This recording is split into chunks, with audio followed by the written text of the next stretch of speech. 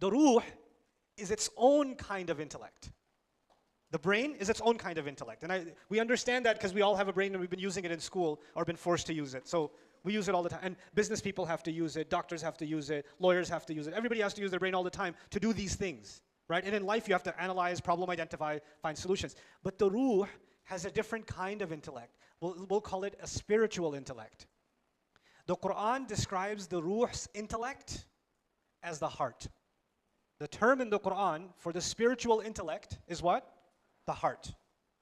So when people don't use their spiritual intellect, Allah says, لَهُمْ قُلُوبٌ لَا يَفْقَهُونَ بِهَا. They have hearts they don't understand with them. Listen to this. They have hearts they don't understand with them. And someone who doesn't understand the difference between alam al-amr and alam al-khalq comes to me and says, Ustad, how come it says the heart thinks? The heart doesn't think, the brain thinks. The Quran is wrong about that, biologically speaking. Yes, Sylvester, you are right about that. The reason for that is the Quran is not talking about the physical heart. It's talking about the spiritual intellect. And what word did Allah give to the spiritual intellect? Qalb. He gave it the meaning, the qalb. And when people stop using their spiritual intellect, he says their hearts have become hard. Or he says their hearts are covered, they're not using them. Or their hearts are even dead. He even says, إِنَّ فِي ذَلِكَ لَذِكْرَ لِمَنْ كَانَ لَهُ قَلْبٌ. In this Quran, there's a real reminder for someone who actually has a heart. You could be like, but Ustad, everybody has a heart. Yeah, but some people have abandoned their spiritual intellect. They've abandoned their other heart. They're only using this one, not this one. You understand? Okay. Now, it's analyzing. The spiritual heart is also analyzing. But it's not analyzing for food, and it's not analyzing for shelter or clothing or more money. It's not analyzing for that.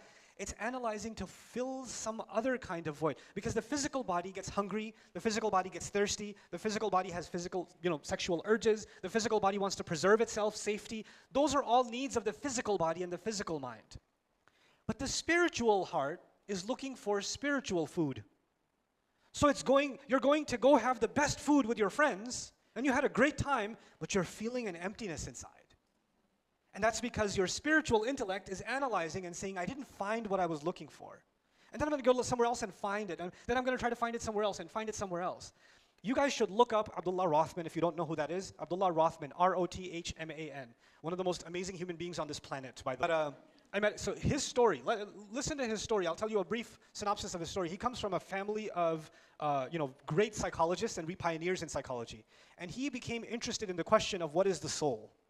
He just became interested in that question. What is it? And he's a white guy. And he doesn't come from a religious background at all. And he wants to understand the soul. So he says, okay, I'm going to look at psychology last. I'm going to look around the world for what people say about this thing they call the soul. So he spends time in a Hindu temple, living with a pandit, dressing like them, eating like them, like the whole 9 yards for a while, a year or more. Then he goes to some shaman in Jamaica and lives in the woods and fishes with a spear and lives among them. Then he spends time in like a Jewish seminary and he spends time in the church and he's all over. Like he didn't just go study this stuff. He wanted to get into their spiritual practices, their culture, wanted to understand it from the inside. And he was kind of all done with everything. And he came back to do his master's in psychology. And somebody asked him, did you do Islamic psychology? You look at Islamic spirituality? He goes, really? Islam?